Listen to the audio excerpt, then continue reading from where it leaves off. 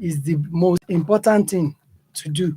So this will determine the kind of program you will do at the gym, or you want to do it on your own, whether you are fit at all or you are not fit to do any exercise, or you are limited to a particular program. This will enable us to know that after we might have fulfilled all this, the next one is the attire, because there may be accidents if you are putting on wrong attire. I keep saying it on this program. It's very important for someone that wants to do the exercise now. You put on your agbada and say, okay, or your bedroom slippers. Ah, just let me be doing it. There are some people, they are doing it. They don't want people to know that they are doing exercise. They just do it.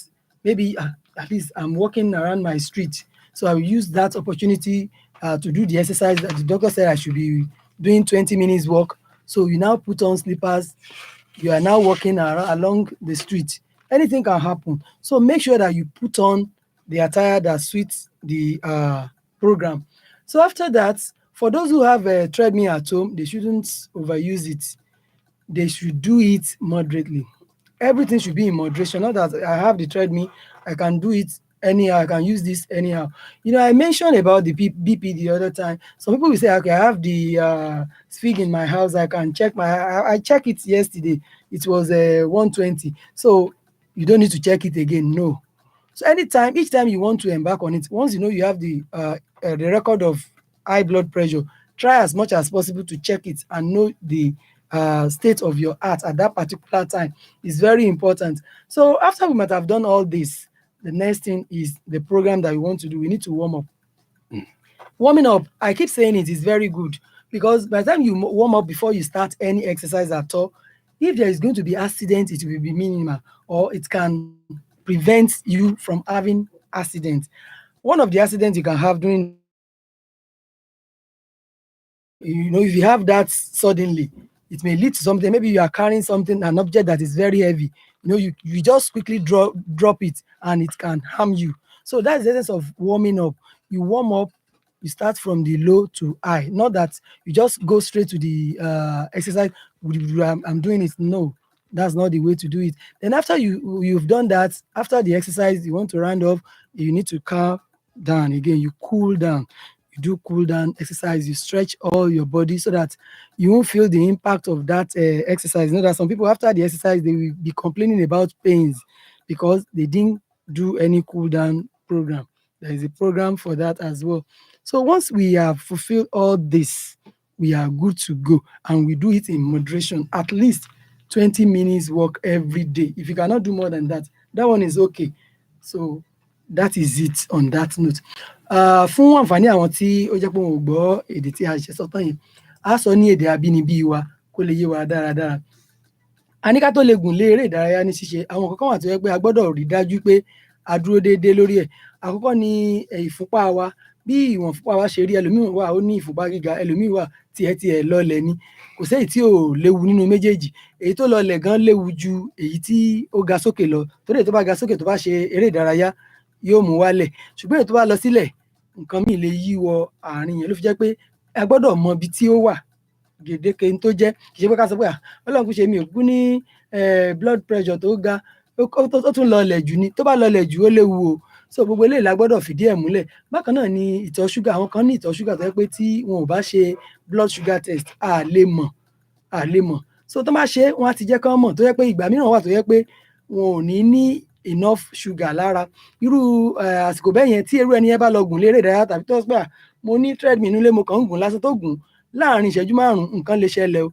Ló fi jẹ́ pé a gbọ́dọ̀ rí dájú pé gbogbo kíní ó wà ní ìwọ̀ntúnwọ̀nsì bó ṣe yẹ kó rí. Tá bá dẹ̀ ti ṣe báyìí tán, àyẹ̀wò kan wà tá à ń pè ní ECG. Ìyẹn ni ó jẹ́ ká mọ bí ọkàn wa ṣe rí gangan, pé àti wà báwo ló ṣe ń ṣiṣẹ́ sí, tó ń ṣiṣẹ́ dáadáa. Eléyìí ńgbà míì tá a bá ṣe, òun ni ó sọ gbèdéke irú àwọn eré ìdárayá tẹ́ni yìí lè ṣe, pé ẹni yìí o kò lè ṣe eré ìdárayá láàrin ìṣẹ́jú 10 kí wàhálà má dé o, ẹ má jẹ́ ó débẹ̀ o. Torí tí ó bá ṣe àyẹ̀wò, tí ò bá ṣe àyẹ̀wò tá à ń pè ní ECG, a ní mọ bí ọkàn rẹ̀ ṣe rí. Bóyá nǹkan kan wà tó dì sínú ọkàn rẹ̀, bóyá nǹkan kan ń ṣe ń bẹ̀, a lè mọ̀. Ìyẹn náà ṣe pàtàkì. Níwọ̀n ìgbà tá bá ti wá ṣe gbogbo eléyìí tán, a wá gbọ́dọ̀ rí pé aṣọ tá a wọ̀ ó fi hàn pé ẹni yìí fẹ́ lọ ṣeré ìdárayá. Kì í ṣe pé ká gbé aṣọ agbádá wọ̀ ká wọ slippers pé dókítà ti ní kí n máa rìn ládùúgbò, mi tẹ̀fẹ́ kẹ́nìkan mọ̀ pé mò ń ṣe exercise. Màá kàn wọ jean, màá dẹ̀ mú bedroom slippers mi, màá kàn ra mọ́ lọ mọ́ bọ̀. Ó léwu o. ó léwu pàápàá jùlọ wọ́n lè mú níbi tó ti le a gbọ́dọ̀ kọ́ mu láti ibi tí ó ti bẹ̀rẹ̀ tán pè ní warm up a gbọ́dọ̀ warm up ṣe pé ká dédé mu lójijì tó yẹ pé pajápajá wà lọ mú wa lẹ́sẹ̀ tí a wà lọ ṣubú àbí tí a ní lè gbẹ́sẹ̀ láàrin títì tí èèyàn wá wó síbì kan gbogbo eléyìí náà ló ṣe pàtàkì tó ṣe kókó tá bá dẹ̀ tún parí exercise náà á tún ṣe cool down program tó yẹ pé ìyẹn ni á fi jẹ́ pé gbogbo àwọn tá a ṣe látàárọ̀ ara mú wálẹ̀ gbogbo ibi tí ẹ̀jẹ̀ ti kúrò tó lọ fún muscle tó lọ supply pé a fẹ́ ṣe eré ìdárayá á padà sí circulation padà oníkálukú padà lọ síbi tó yẹ kó lọ á dẹ̀ lè máa function bó ṣe yẹ kó function kí ṣe pé kákan dédé parí exercise táàrọ̀ wà mọ́ wá ro wá ìyẹn náà ṣe pàtàkì púpọ̀ ó kéré jù bí 20 ìṣẹ́jú sí 30 ìṣẹ́jú lójúmọ́ kí a máa rìn ká try láti rìn ṣùgbọ́n ká tó rin ìrìn tá a fẹ́ rìn ẹ jẹ́ ká yẹ àyẹ̀wò gbogbo nǹkan tí a sọ yìí ó ṣe pàtàkì ó dẹ̀ ṣe kókó. What to do and what not to do before embarking on any form of exercise. We've had everything from Kerem Lee. And of course, don't just listen, apply it to yourself. So that when you want to undergo any form of exercise, it won't backfire on you.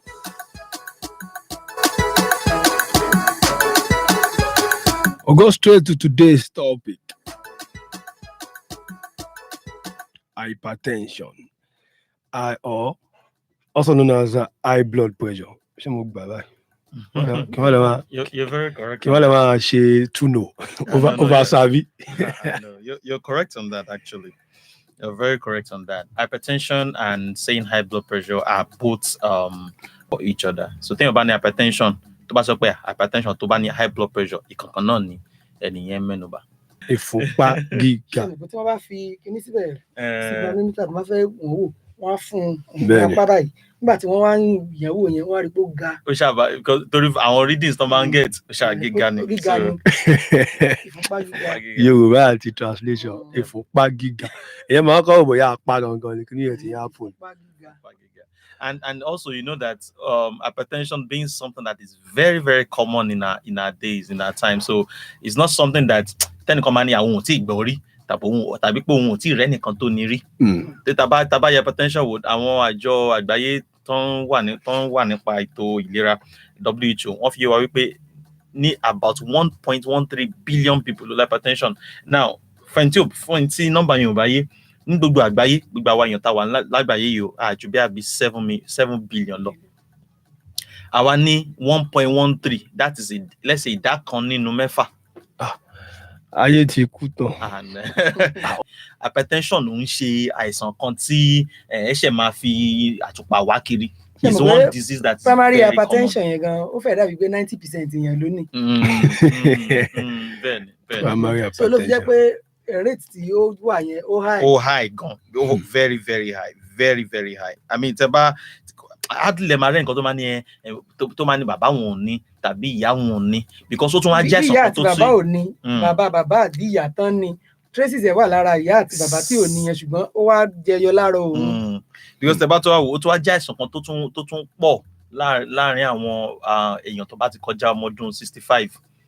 As long as you are above 65 years of age, or even from 60 years of age, is very, very common amidst people in that age gap. So it's something something that is very, very common, very, very common. And apart from the fact that it is very common, we know it to be a silent killer. Àìsàn kan tí máa ń pa àwọn èèyàn pé àwọn èèyàn tẹ̀ ní mọ́. Wọ́n sọ kán fìdí ẹ̀ múlẹ̀ pé silent killer burúkú kan ni tó yẹ pé ẹgbẹ̀lẹ́ máa gbá ó dẹ̀ jáde lánàá kò sí nǹkan tó ṣe o kó dá wá sí ìsọmọlórúkọ tó ń ṣe lẹ́gbẹ̀ẹ́ lé wá ń jù. kì í sì ṣe pé ẹ̀ṣẹ̀ bẹ̀rẹ̀ ni ó ti wà lára tipẹ́ ni so la fi ń pè ní silent killer á ti wà lára ẹni náà ẹni ò sì ní mọ̀ pé nǹkan báyìí ló ń ṣe òun ó ń pa òun lòun a máa rí symptoms ẹ̀ àbí a máa rí symptoms ẹ̀. a máa fojú fò pé orí fífọ́ yìí náà àmọ́ tó forí fífọ́. bí a torí iṣẹ́ tí mo lọ ṣe lénìí ni. wàhálà àbí iṣẹ́ yẹn ni bí a ti máa ṣe láyé sí yóò lọ. and àìsàn yìí wà lára ẹ̀ ẹlòmíì gan. nígbà tó bá ti wá pẹ́ láwọn máa rí àwọn symptoms tá a bá rí yẹn ó ti dé severe level ó ti kọjá agbára. So ó já àìsàn kan tí ó máa ń pààyàn ní wọ́rọ́wọ́ téèyàn kan tẹ́ pé ẹni tó bá ní kò tiẹ̀ ní tètè mọ̀ pé irú nǹkan báyìí ń bẹ ní ara òun and àìsàn kan náà tó tún wá jẹ́ pé téèyàn bá tètè ṣàkíyèsí pé àìsàn yìí ni mo ní o àìsàn kan tó jẹ́ pé èèyàn lè gbìyànjú lọ́wọ́ ara ẹ̀ láti ṣe kíni láti tọ́jú ni kì í ṣe pé dandan ẹni tó bá ti la hypertension nù ikú ló máa pa ọ ẹni tó bá ti la hypertension nù ẹ ó máa ní heart attack ẹni tó bá ti la hypertension nù eléyìí ó ti wá sáré rárá kò rí bẹ́ẹ̀ ẹni bá ti rí pé àwọn láìsàn hypertension tí wọ́n ti diagnose ẹ̀ tá sọ pé doctor ti sọ fún mi pé madam daddy hypertension là ń tọ́jú o tá bá ti sọ fún ẹni níbẹ̀ tó sì tẹ̀lé ìlànà tàbí tó tẹ̀lé àwọn ìmọ̀ràn tí wọ́n fún láti manage kó ju yẹn lọ tó ti lè tẹ̀lé àwọn ìmọ̀ràn tó dẹ̀ ti lè follow àwọn guidelines tí doctor ní kó lò tàbí wí àwọn ògùn tán ní kó lò àìsàn tó ṣe tọ́jú ni.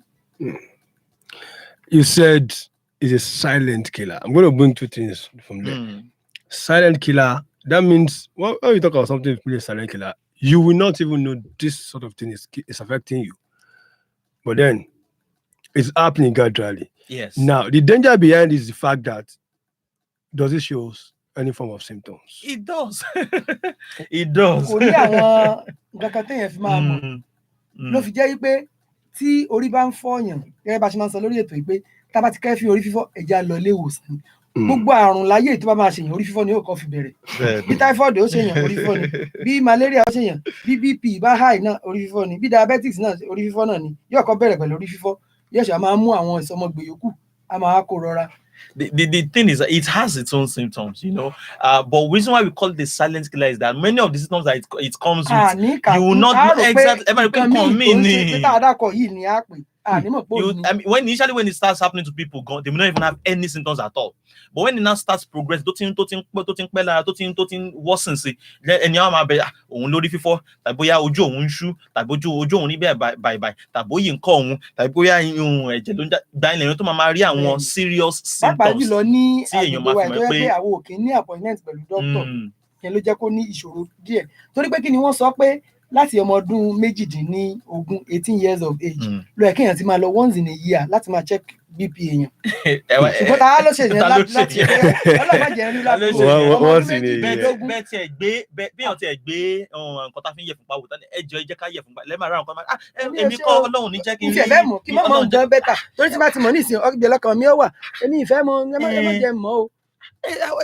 Àwọn mìíràn tó bá bí wọ́n pé kí ni ìfúnpá ń ṣe tiẹ̀ ní àìjẹ́ tó jẹ́ ìjọ olè yẹ̀wò gbẹ̀rẹ̀ ìjọ tí mo lọ sí ilé ìwòsàn tí mo ní malaria ìgbà mo sì débẹ̀ nọ́ọ̀sì ló wà okay ni o torí pé kí ni ẹ̀ bá ti BP lọ the nurse will tell you that is okay the reason is this òun ní tó nídìí ni pé vital signs kó yẹ̀wò kó wo temperature kó wo weight torí oògùn tó fẹ́ kọ fún ẹnu ilé nítorí dẹ̀ bá wà ní pé malaria ọmọ yìí ó ń ṣe malaria bí wọ́n gan ló ń ṣe malaria nígbà tẹ́ bá wọlé ntẹ́ ẹ bá wà yẹn ní dókítà máa address tẹ́ ẹ bá ti sọ nǹkan tó tiẹ̀ ti jẹ mọ́ pé kíní àfi tó bá rí pé kíní yẹn pọ̀ gan jọjọ bóyá ń lọ bí 150 àbí 160 ó lè bèrè pé ṣé kìí ṣe pé ní ìfúnpá gíga o ṣùgbọ́n tó wá pé ó sì wà so ló fi jẹ́ pé èèyàn fúnra ẹ̀ gangan ó gbọ́dọ̀ lè mọ̀ pé ìfúnpá yìí ǹjọ́ wà okay àbí kò sí ẹ bèrè ẹ sọ̀rọ̀ pẹ̀lú dókítà pé ìjọ ní báyìí ni eléyìí báyìí ni o ìgbà mìíràn wà tẹ́ bá lọ sí hospital lásìkò ìgbà yẹn ó lè wà okay kó jẹ́ pé kì í wà okay so ẹ máa sọ pé irọ́ ni o 120 mo mọ́ ní o irọ́ bọ́ọ̀lẹ́ lẹ́tí wá rí 150 lè yọ 120 ni o kì í ṣe tèmi ni nígbà tí ẹgbẹ́ yẹn bá lọ ṣe exam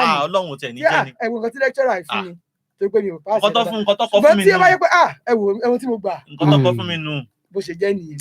Èmi sì máa ń sọ máa ń gbà wọ̀nyẹn wá nímọ̀ràn kan wípé ẹni bá ti lọ sílé ìwòsàn bó tiẹ̀ jẹ́ pé kò lọ kíyàn ni jọ̀ọ́ gbìyànjú àǹtí nọ́ọ̀sì ẹjọ́ ṣé mo lè yẹ ìfúnpá mi wò ẹjọ́ mo rí ìfúnpá mo rí machine ẹjọ́ ṣé mo kò tiẹ̀ lè yẹ because àǹfààní ńlá pátápátá gbà àpèkínì ní silent killer pó silent kì í ṣe pé bóyá pé ó wà lára kò ní á máa fi àwọn àmì hàn ṣùgbọ́n kó tó tẹ̀dé pé ó máa fi àmì ó lè máa àti pẹ́ lára ṣùgbọ́n tí wọ́n bá tètè fà jáde wípé nǹkan báyìí ló ń ṣẹlẹ̀ ìyá Bísí kíákíá ó ṣe tọ́jú tí ò wá ti ìtọ́jú yẹn gan lè máa fa kéèyàn tiẹ̀ lógun gan. àwọn health center wa ó yẹ kán tiẹ̀ máa ṣe bóyá ìgbà tó máa ń ṣe environmental níjọ́ Thursday ni o kí àwọn ọlọ́jà àwọn ìyá lọ́jà bí wọn ó lọ síbẹ̀ ni bí wọn ó wà bá wọn ní ẹnìkan wà bára wọn náà méjèèjì kí wọ́n máa yẹ̀ wò bó tẹ̀ ṣe bẹ́ẹ̀ kan lọ́sẹ̀ yẹn ó ṣe pàtàkì torí pé kí ni gbogbo àwọn màmá wa yìí àti bàbá wa lọ́jà yìí wọ́n nílò rẹ̀ jọjọ irú iṣẹ́ tó ń ṣe. ìyàwó òótọ́ lẹ sọ ṣùgbọ́n ìyàwó ẹmọ ọmọkọ máa ń sọ nǹkan ẹni tó ní ẹrù ló yẹ kó kọ́kọ́ ṣu oṣù ká òun ló yẹ kó kọ́kọ́ bẹ̀rẹ̀ ìjọba ló máa make provision bóyá primary health center tó wà káàkiri kán wá compulsory ẹ̀ fún ọ pé ẹ lọ ṣe báyìí ẹ máa lọ wọ́n ṣe ní bẹ́ẹ̀ bá wọ Dubai báyìí ní ìsẹ́márì pé temperature eléyìí ó ń wọ one kìíní kan ní trauma center ni wọn ò ní gba kọ́bọ̀ lọ́wọ́ ẹ̀ wọ́n darí ẹ̀ lọ síbẹ̀ ní trauma center wà káàkiri ni asáré lọ síbẹ̀ pé ó ti ara ẹ̀ ń gbóná àbí wọ́n ní pé temperature yẹn ti kọjá normal tó yẹ kó jẹ́ nǹkan kan lè má ṣe nìyẹn bóyá stress ni o wọ́n á darí ẹ̀ lọ sí trauma center ni ó débẹ̀ báyìí wọ́n á yẹ̀wò tó wáyé pé ó jẹ́ mọ́ògùn wọn mọ̀ fún lóògùn lẹ́sẹ̀kẹsẹ̀ ní gbogbo tó bá nídìí bẹ́ẹ̀ ṣùgbọ́n bó ti yẹ pé káàtì ẹ̀ mọ́ bá wa yẹ ara wa yẹ̀wò káàdé mọ́ sọ fún wa pé nǹkan báyìí ń ṣe yín o ẹ tẹ wá bí tẹ́ bá ti lọ tọ́jú ẹ o ṣàgbé téèyàn mọ̀ ọ̀tọ̀ téèyàn mọ̀ ọ̀tọ̀ bẹ́ẹ̀ni ẹlòmíì wà blood sugar tó ti wọ 200 and something kò mọ̀ pé òun ní diabetes yóò sọ pé òun sáà ń lọ gbogbo ẹ̀ náà ṣe nígbà tó bá di pé ó dé level pé wọ́n ń wọ ẹsẹ̀ rìn tí wọn ò bá lè rìn mọ́ wọ́n tún gbà kíní yìí mọ̀ dájú pé gbà ló wá bẹ̀rẹ̀ ó sì ti bẹ̀rẹ̀ tipẹ́. Hypertension, that's the topic for today. So let's go to before we go to the causes, you talk about primary hypertension before. I mean, so that one is very common. That is why we have a large figure of 1.13 billion. Well, let's describe it this way. Let me start this way. The other time I was talking about introducing hypertension, I really actually didn't define it. Okay, yeah. Right, but it's very simple. I mean, it's high blood pressure. And medically, we refer hypertension as, or we say there's hypertension when the force, the pressure, the force that the force that the heart exerts or the force that the heart puts on the blood vessels. Let me start again this way. Let's deal it with anatomy. So we know the heart is the organ that pumps our blood throughout the whole body, right? Yes. We know that one very well. And we know that when it's pumping this blood, it's pumping it inside pipes, which we know as arteries and veins that move around the whole body. And so this blood now goes from the pipes and into our body tissues, to our skin, to our feet, to our eyes, every part of the body, carrying nutrients and oxygen and everything that makes us look beautiful and handsome and refreshed. Now, this force that the heart is using to pump out blood, we call that systolic. Now, there's another force that is on the same walls in the pipes. That one is diastolic. That's the force, the pressure on the walls of the arteries or veins when the heart is resting, when the heart is relaxing. But that pressure that the heart puts on those pipes whenever it's pumping blood, that's the systolic. Now, these two values, whenever we measure them and we see that they are above a particular figure, we say that is hypertension, that is high blood pressure. Now, according to WHO, we know that once that value, that's systolic. If it is that your blood pressure is normal, once that value is between 110 and 130, we say you are within normal range. Even though there's still some little high normal, but you are within normal range. Now, the one diastolic, when that one is between say 80 and 90, we say you are still within normal range. So don't forget. So let me take it again. We measure hypertension, or we measure blood pressure, not hypertension. We measure blood pressure by using two values that we call systolic and diastolic. So is be fraction number come out look number to look see not blood pressure your number to power between 110 and 130. T to one sale basi between 80 and 90. Mo to ba tin koja 130 yi as pe eni yi o tin sumo àti máa ní hypertension. Tí tó wà nísàlẹ̀ náà tó bá ti kọjá 90, àti sọ pé ẹni yìí ó ti ń súnmọ́ àti máa ní hypertension. Ṣùgbọ́n tá bá fẹ́ sọ pé èèyàn ní hypertension pàtó, ó túmọ̀ sí pé ẹni yẹn ó ti yẹ ìfúnpá ẹ̀ lọ́jọ́ láàrin lẹ́ẹ̀mejì. Ọjọ́ àkọ́kọ́ tó kọ́kọ́ yẹ̀ wò, ìfúnpá yẹn ti kọjá 140, tó wà lókè. Okay. Sí diastolic tó wà nísàlẹ̀ yẹn náà ti kọjá 100. Okay. Ó ti ń kọjá 90, ó ti ń lọ 100. Ìyẹn fún sàlẹ̀. Ó wá yẹ eléyìí wò ní ọjọ́ méjì. Àwọn ìfúnpá tó sì reading tó ṣe, they were above 140 over 100 lọ́bẹ̀. So kì í ṣe pé bí àwọn yẹ̀wò lẹ́ẹ̀kan ṣoṣo yẹn pé so tá bá yẹ̀wò lè ní tàbí pé báyìí ni value yẹn, tá tún wá yẹ̀wò lọ́la, tá tún wá pé bákan náà sì ni ìyá wa ewu ń bẹ lóko ló ń gẹ́ bẹ́ẹ̀ ni àwa bẹ̀rẹ̀ sí sọ pé ẹni yìí ti ní. I know she doesn't. Okay. The truth is this. Imagine Raymond. Let's be honest. So one out of 4 men have hypertension. Okay. 1 out of 5 women have hypertension, and we know the cause. What is the cause? We know the cause. Yeah, well, we know the cause. We know the cause because why should men? 1 out of 4 men have hypertension, and the women they having it go 1 out of 5. 1 out of 5. gbogbo wàhálà tẹ́ ṣe tún fẹ́ ká ní hypertension. Let us say the truth. Raymond, ṣé wà là ta ń ló fún ń fa hypertension? àwọn wo ló ń fa táwọn ọkùnrin fi ní hypertension? Ọmọ àwọn ìyá wa náà Ká ni. má sọ síta. Ká má sọ síta. But ó bẹ̀rẹ̀ láti I àti M. Bẹ́ẹ̀ gẹ́gẹ́ ló wí. Hypertension.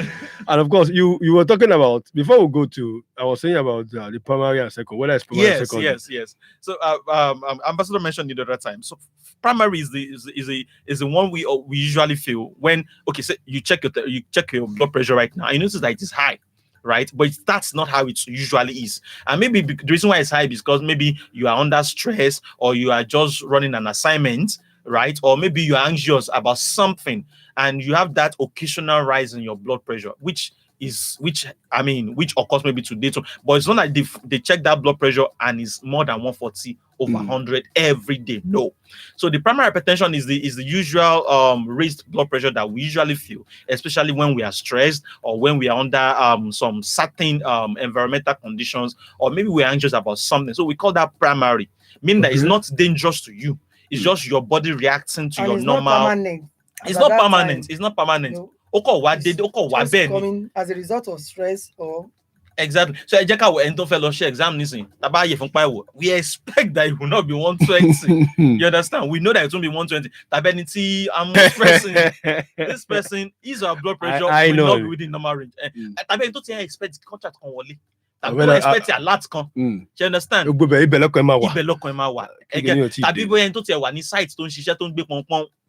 these are it's just primary. It's not permanent.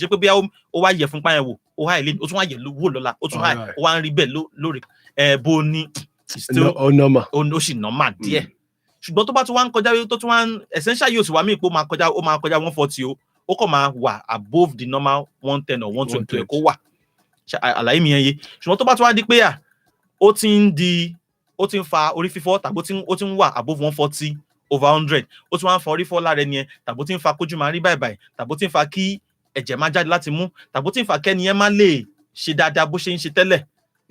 Tàbí kó tún fa kẹ́ni yẹn máa ní òun gbọ́ nǹkan kan kùn létí òun, tóun bá sùn òun ò lè sùn dáadáa.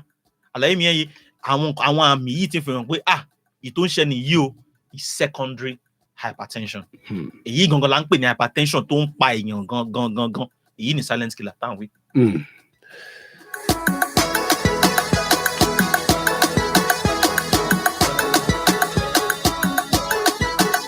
Let's take a short break. Commercial. Take a short musical break at 4:29 p.m. We will come back. And of course, the topic is still hypertension and fitness on Pensioners 106.7 FM. Still more to discuss, still more to unravel. So don't change that dial. I will be back.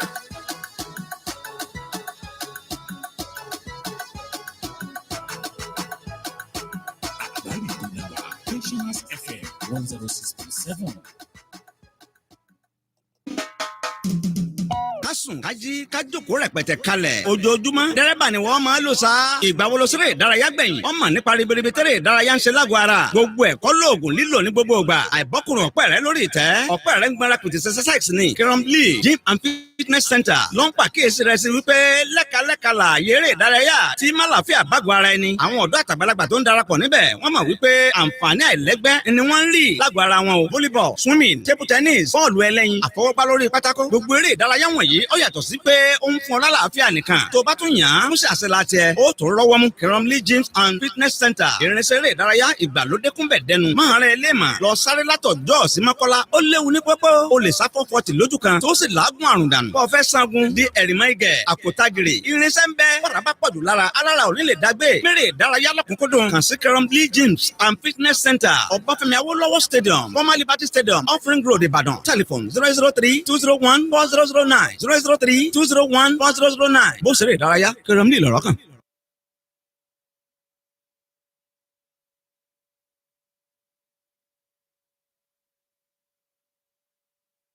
Pensioners FM. This is Africa's model.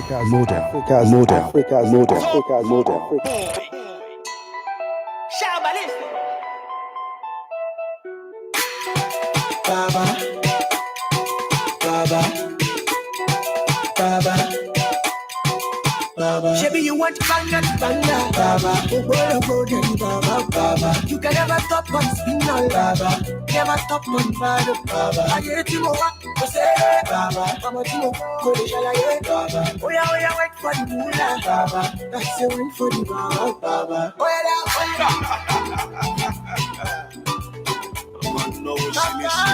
let me see one. Let me see one. Baba. Let me see one. Let me see one. Come, let's calculate, Baba. How much you get, how much you pay, Baba. I want to live for what you learn, Baba. I want to live for what you learn, Baba. Can me be intellectual, Baba. Can me they give them actual, Baba. I'm a Papa lecturer, Baba. Papa lecturer, my nigga, Baba. Aye. Hello, what's on? Check it, Elisa. 20 million, free. That is that. Hello, come on, to watch. Are you follower? Baba.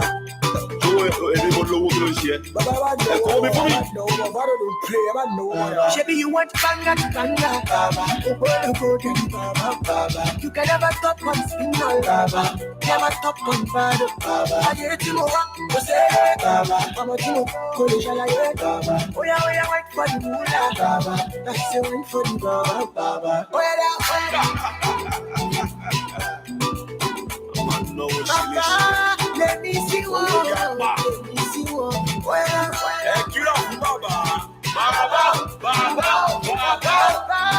Let me see one. Let me see one. Go buy share, Baba. How much you lose, how much you gain, Baba. One I want the international, Baba. International till money, Baba. Baby there, Baba. Look into my eyes, so uche, Baba. No collabo, we still there, Baba. For this collabo, what I like, Baba. The cat music. When the building, ladies, What I like, ladies, FBI,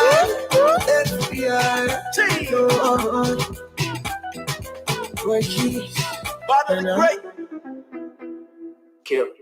Maybe you want banga, Baba. Baba. You can never stop on spin all, Baba. Never stop on bad, Baba. I get you more, say, Baba. I'm a timo, go to Shalaye, Baba. Oh yeah, wait for the moolah, Baba. That's the one for the Baba. Oh yeah, Olúwa ni bàbá, àbọ̀nṣeré ni. Playboy Inc. Bottom of the great. Ìspínú. oh yeah. Kásùn kájí kájókòó rẹpẹtẹ kalẹ̀ ojoojúmọ́ dẹ́rẹ́bà ni wọ́n máa lò sá.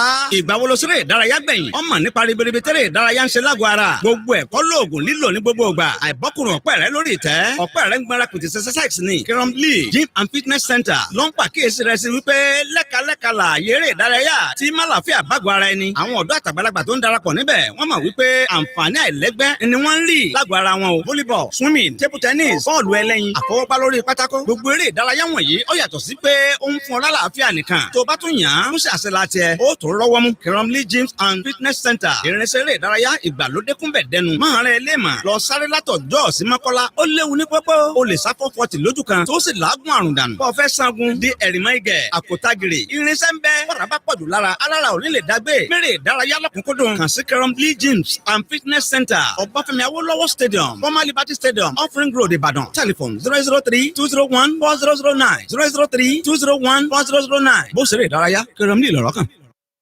Pensioners FM, this is Africa's model.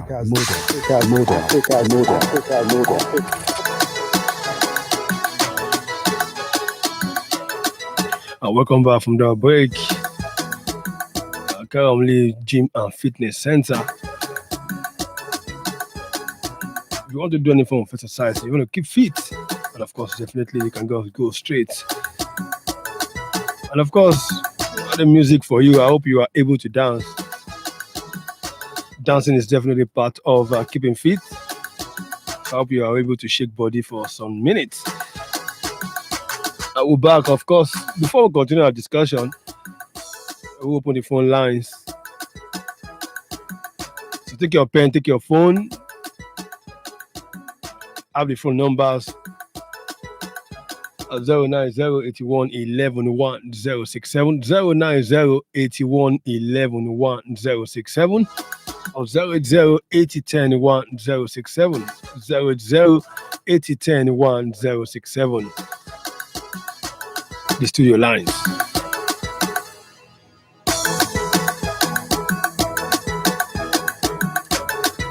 Okay, we're back to discussion.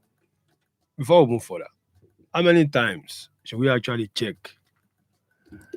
Thank you for that, Raymond.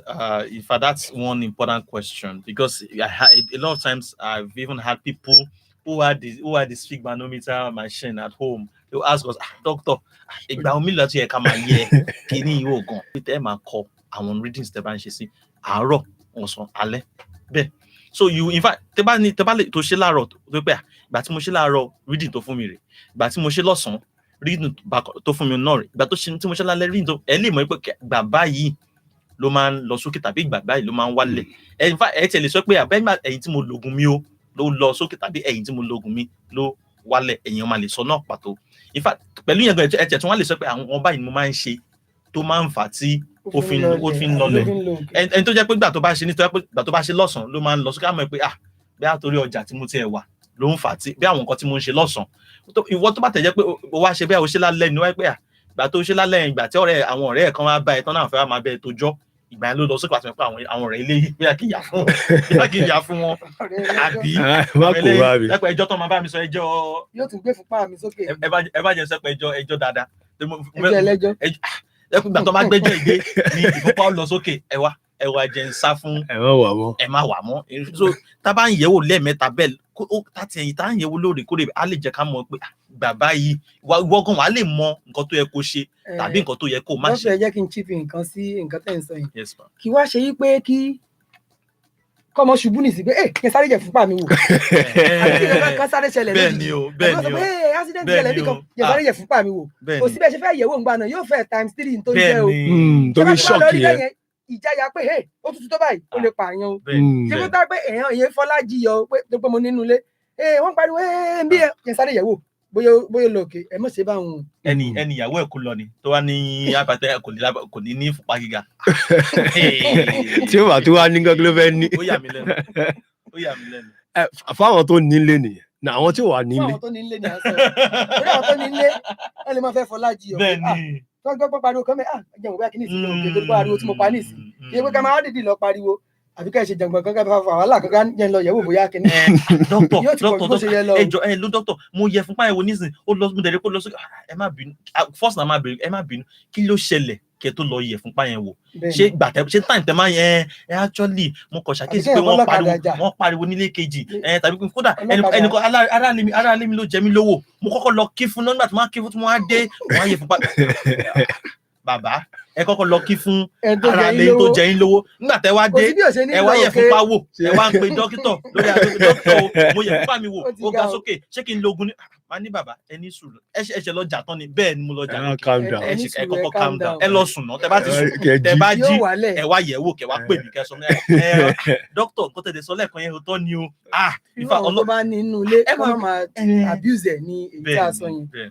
Okay, so àwọn tó nínú ilé tó lè check ẹ ní gbogbo ìgbà àwọn tí ò wá ní tó yẹ pé bóyá hospital ẹ kàn lọ. náà la fi sọ lẹ́ẹ̀kan pé bóyá primary health center ni ó kéré jù lẹ́ẹ̀kan lọ́sẹ̀ kéèyàn mọ́ lọ́bì torí pé èèyàn ní ilé.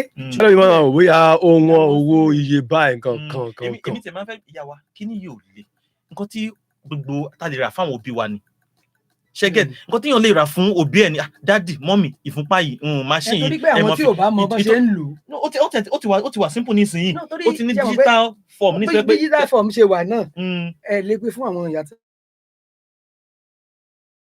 ẹlòmíì wà tó yẹ pé kò kàwé gangan tẹ bá ní ó lò ó mọ bó ṣe fẹ́ lò ṣùgbọ́n àwọn míì wà tó yẹ pé àti lò ó mọ bó ṣe ń lò wọ́n ṣe lọ́mọ pé ẹ bá ń pe ọmọ tó wà lẹ́gbẹ̀ẹ́ sísí nọ́ọ̀sì tó wà lẹ́gbẹ̀ẹ́ ẹja bá mi yẹ̀ wò kódà bọ́n rà fún wọn àti lò ó máa di iṣẹ́ ló fi jẹ́ pé irú primary health center yẹn ni ìyẹn máa lọ. What I wanted to add to that is that they've even made some simple ones now. Okay. That even if you are that are very, very simple and easy to use, right? That even apart not that we can't go to health centers, right? But that we at least if you can get those ones, you have the liberty to say you want to check it at any time that you want to check. Mo tẹ̀ máa fẹ́ gba àwọn ìyálọ́jà ní ìmọ̀ràn kan pé táwọn bá ní machine yìí táwọn babalọ́jà náà ọjà àtàkù ìyá àti àárẹ̀ tó bá ní machine yìí wàhálà tán ṣe kékeré tó yìí tiwa yìí náà wọ́n sì ti ń ṣe. àwọn bàbá ní park tó bá ní àwọn machine yìí tó gbé sí park tó ní bó tẹ̀ jẹ́ ọkùnrin tó gbé sọ́jà àwọn èèyàn lè wá pé ẹjọ́ ẹ̀ka rán bẹ́ẹ̀ ìyálọ́jà mo fẹ́ wá yẹ̀ fún a lè máa lò kì í ṣe pé bẹ́ẹ̀ tí wọ́n bá ti tó bá ní tiẹ̀ ẹlòmíì ò lè lò ń bẹ̀ so a lè ra kan fún àwọn ìyálọ́jà wọ́n lè dáwó pọ̀ kán ra machine kan láti máa fáwọn lọ́jà ṣe get tó bá jẹ́ pé irú ọjọ́ ìjọ Thursday yẹn tó ń sanitation oníkálukú ẹ̀jẹ̀ máa bọ́ sí ká máa yẹ̀ fún báwo this is one of the ways we can encourage good health among ourselves, among our members. Okay. So not just us being in clubs or being in a gathering, we can help ourselves by getting them health-wise. Exactly. You know, just sanitation don't we go? Only pé ya wa ẹ wá Kiromli ẹ tẹ wá kọ́ wa bá ṣe ṣe lásìkò environmental ní Thursday a lọ síbẹ̀ a dá wọn lẹ́kọ̀ọ́ báyìí ni o ìfúnpá yín iye tó gbọ́dọ̀ jẹ́ rè kíní kan báyìí ló gbọ́dọ̀ jẹ́ o ṣùgbọ́n nígbà tó di pé àwọn èèyàn kan tún discourage àwọn kan ló fi jẹ́ kó wá sú àwa náà ká tí oríyàn níyàn bíi tá a ti wá ní Liberty Stadium ká rúra wa lọ́bẹ̀ pẹ̀lú àwọn equipment wa pé ẹ̀yin ìyá o bàtà yẹ kíní yín wò láàrin bí èèyàn bíi 20 tá a yẹ̀ wò àti bí èèyàn bíi 16 ló ní hypertension àti diabetics kí lẹ fẹ́ ká ṣe ìrànlọ́wọ́ tá a ní láti ṣe fún yín ni pé a mọ̀ wá ṣe eré ìdárayá fún yín ní gbogbo ọjọ́ Thursday tó máa ń ṣe environmental wọ́n dẹ̀ agree nígbà tá a dẹ̀ débẹ̀ adẹ̀ kó gbogbo kíní equipment tá a fẹ́ fi ṣe kíní síbẹ̀ kíní step máa gun orí kíní báwọn kan ṣe bọ́ bẹ̀ tí wọ́n fẹ́ máa gun kíní pé àwọn náà tẹ̀ fẹ́ ṣe exercise àwọn boys kan náà àwọn náà múra wá wọ́n wọṣọ sport wa ìyá sáàkì ọjà lè mọ̀ wá tà àwọn ọmọ kan lápá so those who are interested again wọ́n discourage wọn so kí ni wọ́n expect àwọn tá a dìídì gbéra wa wá so we stop it because we wanted to go round every market tó wà ní ìlú Ìbàdàn so nígbà tí àtàṣekàn bodò ọ̀nífà ṣe mọ̀ pé èèyàn gan wà encouraged so bóyá ní láti sensitize wọn I don't know kó tó di pé èèyàn bẹ̀rẹ̀ ẹ̀rù kan èèyàn pariwo lórí kíní o káwọn wá lè rí pé bá ní ni o fún àǹfààní ni ìyá kíní má dúró bẹ́ẹ̀ ọmọ ṣubú tó ṣe lánàá àánú rẹ̀ ṣe mí tó bá kán lápá kò sẹ́ni tó kàn mí ń bẹ́ o. ẹ jọ kí ló fa hypertension ẹja lọ tẹ̀tí débẹ̀ ẹja lọ sí i. Thank you very much. But before you okay. I mean, start talking 09081111067 09081111067 or 008101067 causes of hypertension. Thank you very much for that, Raymond. So let me put this into two. There are some causes or some risk factors that are modifiable. And there are some that are non-modifiable. Modifiable ìtumọ̀ wípé àwọn kọ̀ọ̀kan wà tó lè fà tó jẹ́ pé a lè ṣe èèyàn lè tó jẹ́ pé èèyàn lè. Let me pick this call. Okay. Ẹ káàárọ̀ sá o, abẹ́ kọ́ọ̀lì rẹ̀ ẹ kọ́ọ̀lì sá. Orúkọ yá mi tó ti ń pè wá. Olúmídé Ìbítóyè. Okay, láti UI. Okay. Yes, let me start from here. Sísà mi ẹ máa wá discourage láti ṣe nǹkan tẹ̀ ń ṣe lọ. Okay, sir. Ọ̀pọ̀ la pè ṣùgbọ́n díẹ̀ ní wà. Má ṣe pẹ̀ this problem. You can that go. God will help you. Amen. My question is this. This digital machine. Yes. And the other one, so Mercury. Do they call it trench or what they call it? You know it. Sigmanometer. Yeah. Mo notice yes. Digital. Accuracy wọn ó +1 -1. Ẹ ṣe rí téèyàn bá ti fẹ́ lo oní dígítà yẹn ẹ ṣáà ti ẹ̀kọ́ mú kẹ́pẹ́ 3 àbí 5 ẹ fi kún sí iye tó jẹ́ sí ti oní mercury doctor tún ṣàlàyé better than that. Àwọn míì àti máa rò pé oní dígítà yẹn ó máa ń gbé ní strange kin number wá fáwọn àwọn ò láìkẹ́ ẹni táwọn bá lọ sí hospital 120 làwọn táwọn bá dé bí orí eléyìí 140 ní. Dẹ́mà ìgbà kan tí mo wà nù kíní yẹn ògùn kan fún mi lè rántí mẹ́rin ni.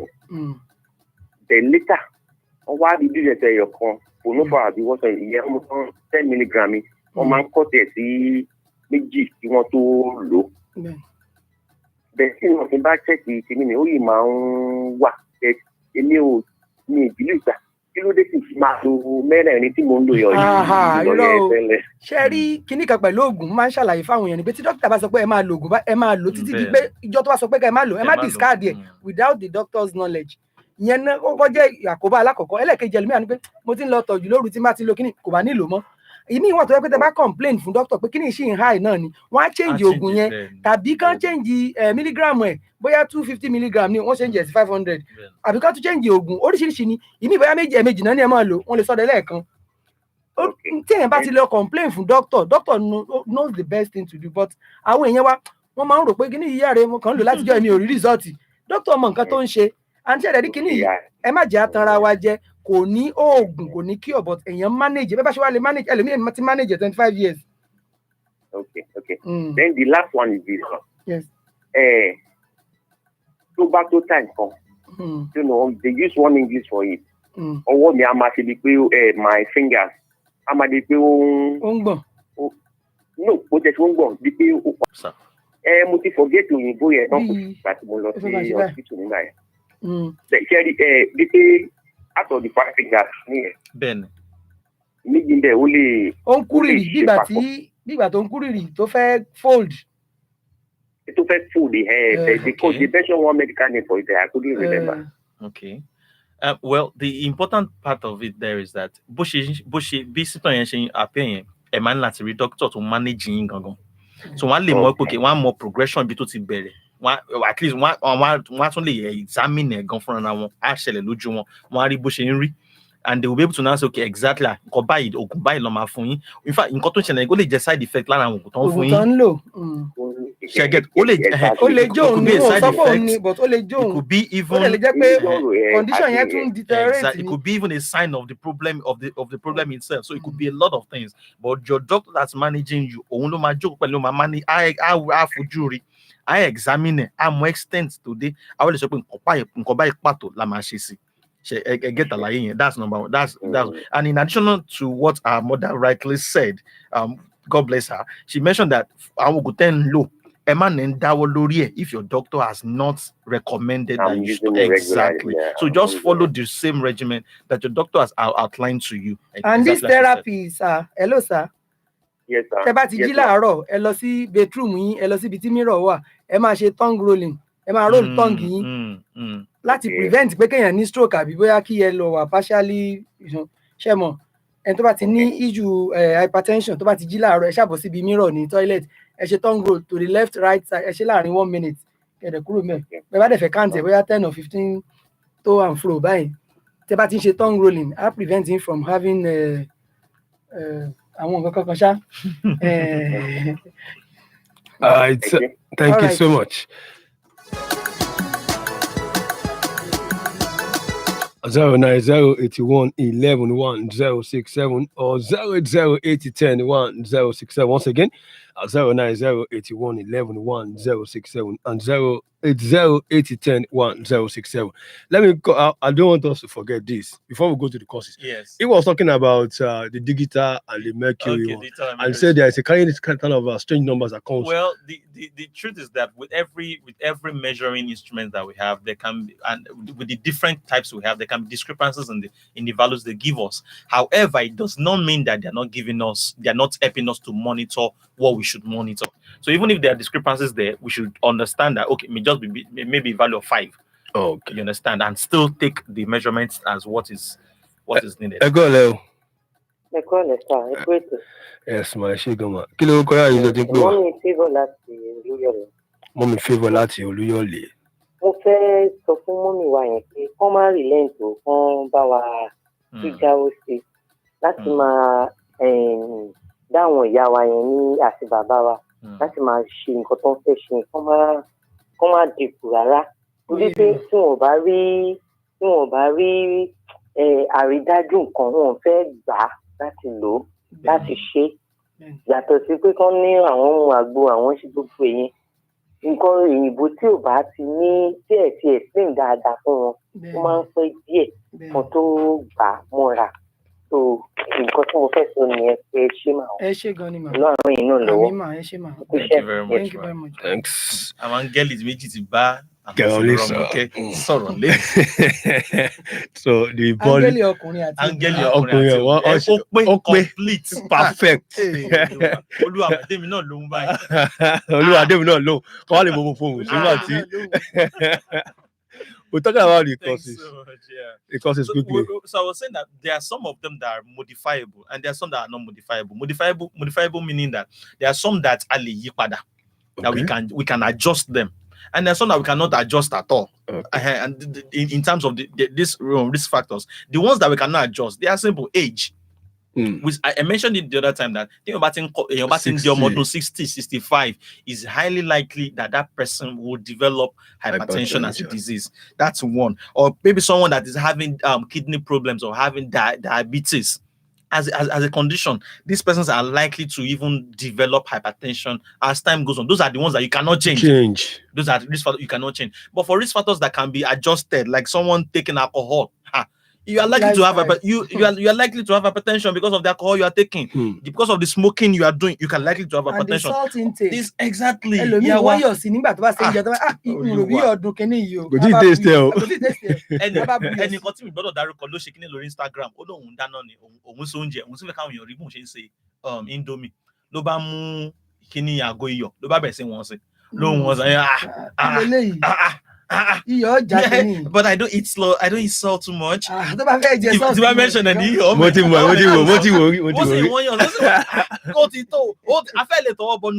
Instagram Again, too much salt intake is injurious to our health. Let's put everything into moderation. Let's put things in. In fact, if you can do without taking salt, the better it is. The better it is. Some people so these are not risk factors that we can adjust by ourselves. Yes. Understand? Some people they will not eat vegetables. Because I'm a dín oúnjẹ ni, come dín oúnjẹ, come ẹwà jẹ àjẹun gidi, ẹwà jẹ àjẹyún, ẹjẹ àjẹ àmàlà, ẹ fún mi donut, ẹ fún mi ní àwọn kan tó ṣàti dín tó lọ́ra àwọn kan lọ́ra náà. Òwúrọ̀ àwọn kan báyẹn tó bá dẹ̀ ti ní high blood pressure, ó tún máa trigger. Gbogbo àwọn kan míì ló máa tún wú jáde lára. Ẹlòmíì sì ni tó kó fẹ́ ṣe ọbẹ̀ báyìí, kó máa ti da òróró àti epo, kó máa ti ẹ bu ọbẹ̀ báyìí, ọbẹ̀ yẹn wá dẹ̀ kó ń lùwẹ̀ nu òróró. Ìgbópá báyìí gbogbo epo mọ̀ sán bẹ́ẹ̀.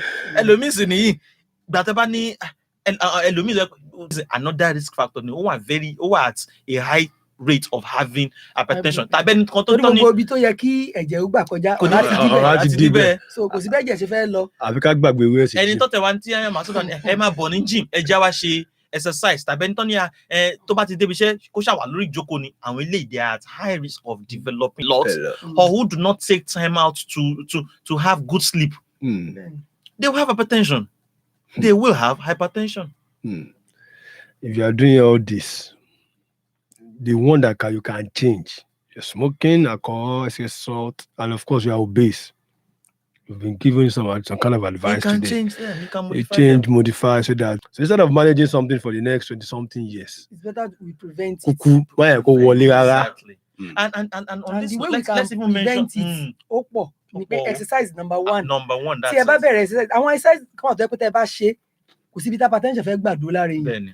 Irú squash dance tó bá play squash gbogbo àtẹ̀gàn ó bò pùn dáadáa tí ó sáré lọ tí ó sáré bọ̀ fún bọ́ọ̀lù. You burn all the fat. Gbogbo ó tún máa burn gbogbo fat yẹn á lọ sùn ni oorun ẹ̀dẹ̀ máa dìpọ̀ sígbà mi ò mọ̀ oorun sùn ẹ̀pá sọ ń pa sleep disorder náà gbogbo oríṣiríṣi àwọn risk tí ó máa ń wáyé láti bẹ̀. So gbogbo nǹkan báyìí àwọn oríṣiríṣi eré ìdárayá wà tó lè ṣe tí ò bá lè ṣe kan ó lè ṣe kan swimming náà wà ń bẹ ara ẹ̀ ní ó swim ó nà panẹsẹ̀ nínú omi tẹ́pọ̀ ó jáde báyìí ó sùn tẹ́pọ̀ wọn. ara ẹ̀gbọ́n á dúpẹ́ lọ́wọ́ ẹ̀ ìyẹn lórun tó wá sùn dáadáa ìyẹn nípa ara rẹ̀ ń dúpẹ́ lọ́wọ́ ẹ̀ pé ọ̀gbẹ́ni ò ṣe mo dúpẹ́.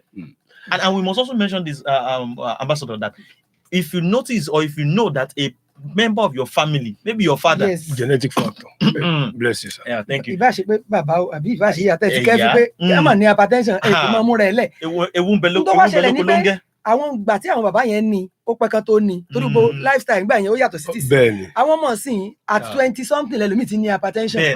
Nítorí pé lifestyle ẹlòmíì máa mú nǹkan tí bàbá rẹ̀ gan òun mú. Tọ́mọ ayé wa ní hypertension kẹ̀. Ẹ lọ́wọ́ má jẹ́ kò sí pé kí ni ó wà nínú ẹ̀jẹ̀ tó bá ti wà nínú ẹ̀jẹ̀ báyìí kò sí ní tó fẹ́ ṣe sí. Tó bá dẹ̀ ti jẹ́ pé sedentary work lẹ́ni ẹ̀ ń ṣe 4:57, we've reached the home stretch already, and of course, we have to start going. We can keep talking, on this. Okay, call in, teacher. Okay. I won't be able to pick any call. It's just time to say BY to call it a day on the show on Fitness Hour today. Many thanks to Gamble for coming today again. Thank you for having me. And of course, Dr. Temidayo also coming on board. Thank you very much. Thanks so much for having. I'll give many thanks to everyone that have been part of this. Mommy Favor, and of course, Mr. Olumide from UI. Thanks so much for being part. For everyone who have been part as well on that various social media platform, I say a very big thank you. Of course, many thanks to our producer, Babatunde Tiamiyo. Raymond, Tolulope. Saying sport is life, always endeavor to exercise your heart. Happy New Month, and of course, stay blessed.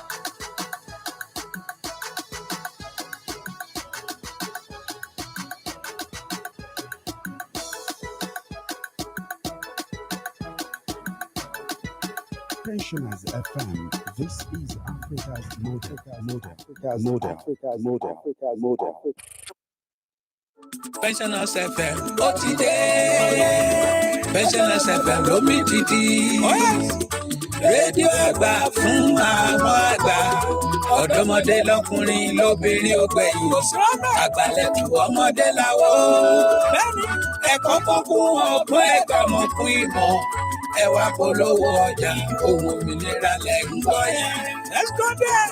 Èmi àlọ́ ìwọ lọ gbogbo àpáta lọ́lọ́. Pensioners FM.